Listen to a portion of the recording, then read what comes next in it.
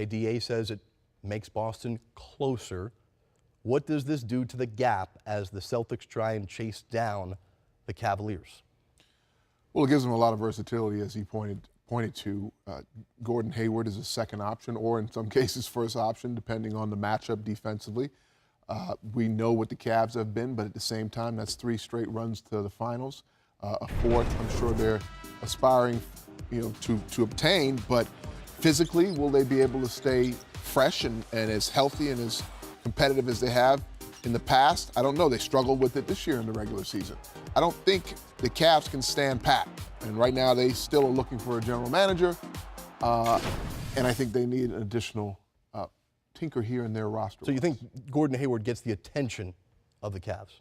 Yes, yes. I think he gets the attention of the entire Eastern Conference. As I pointed to with the Raptors, they brought back some key players, but still, we knew what the Raptors were, and they still need to make some additions themselves. And then the Wizards, growing steadily there with their youth, but on the fence here with Otto Porter. His addition, his subtraction would really hinder, I think, their growth. Yeah, we'll get to that side of the story here. Let's focus on Isaiah Thomas and Gordon Hayward. Does IT, a guy who was in contention in the running for MVP this year, does this change his game? How does it help or hurt what he's been doing? Well, it makes his game a lot easier. A lot of attention was paid to him in the fourth quarter, yet he still led the league fourth quarter points on an average. I don't think that will change. A lot of flexibility with his ball handling and shot creating capabilities. But man, I tell you have to keep honest out there if Gordon Hayward's on either the right or left wing coming off of that pick and roll. And like I said, matchup-wise defensively, Gordon has been doing it for Utah for a number of years now himself, handling the responsibilities down the stretch in the fourth quarter. 2 options to that magnitude gives you great flexibility. So it is, we were wondering heading into the playoffs if Boston would have a consistent number 2 guy, but do they now maybe have a number 1 guy? Who gets number 1s? Well, who gets the last shot? Well, like I said, it's matchup. It's always matchup based, but they got 2 number 1s now, which will make it life a lot easier for Avery Bradley, Crowder, Al Horford, individuals that, we're going to obviously get some easier shots taken. With so many talented players heading west or staying west this offseason, how smart of a move was this for Gordon Hayward? Whether he wins the title or not, an opportunity to make the All-Star team, an opportunity to, I know he doesn't seem like a guy that cares about growing his brand, but a lot more people are going to know about him playing in Boston, playing for a team that's going to compete over the length of his contract. Well, I have to think the Celtics sold a longer-term vision than just next year. When you think of what's happening in Cleveland as the King ages, and all the talk of him maybe moving out west, we think about the landscape in general. The Celtics are, with all the youth they have found their way to be the best in the East in the regular season. Now they have to cross over into a championship level growth and mentality. He adds to that, and I think they can add to that for a good run here of a number of years. We're seeing it right in front of our eyes. Roster construction is going through a seismic shift in the NBA. It's about collecting talent to try and keep up with the Cavs and the Warriors.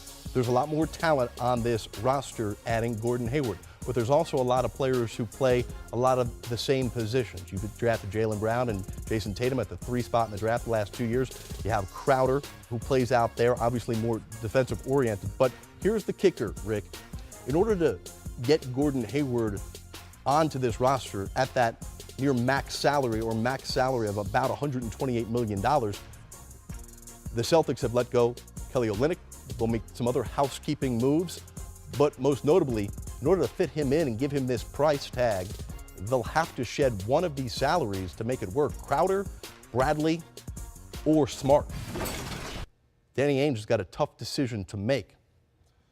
Or an even more aggressive approach, which we know Danny has the luxury of doing right now. Great roster as it stands. Unfortunately, it doesn't work financially.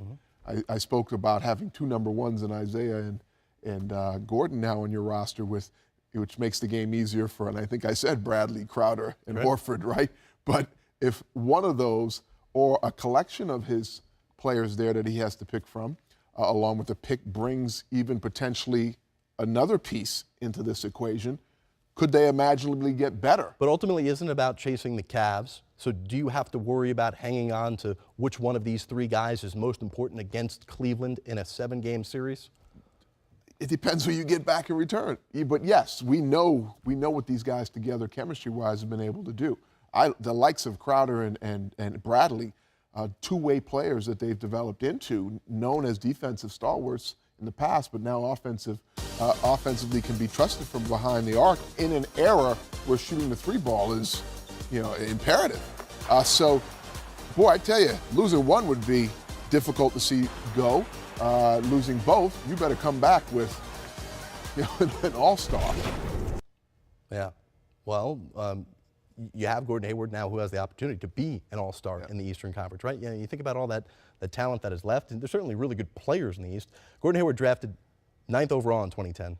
He was 10 picks ahead of Avery Bradley, who may or may not be on the roster with him, but he's a pretty important guy to what they've been maintaining. Think about 4 years ago, they deal Garnett and Pierce, and 4 years later, less than that really, they get themselves back to the Eastern Conference Finals and now in position to challenge the Cavs.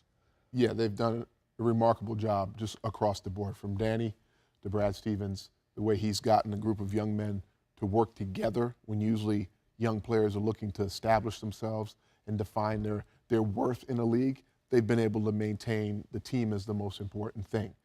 So now going forward, I don't suspect that'll change in personality and character. When you have great character guys on your roster, it's hard to subtract those for something you don't know. And they're going to have to make a tough decision to get Gordon obviously in there. Yeah.